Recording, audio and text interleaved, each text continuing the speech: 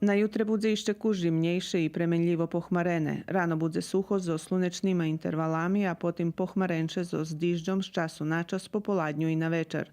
Minimalni temperaturi budu od 8 po 10, a maksimalni od 15 po 16 stupnji, s tim, že na večer, keď bude padať zdižď, bude zimnejšie.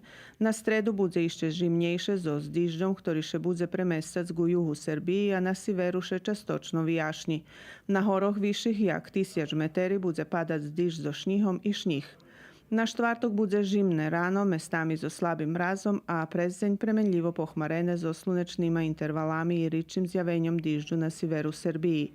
Na pijatok možeme očekovať menšie rosnúce temperatúry so pohmarenjom i dižďom na juhu Srbiji, ktorá še bude premestať i na druhý časti žemi.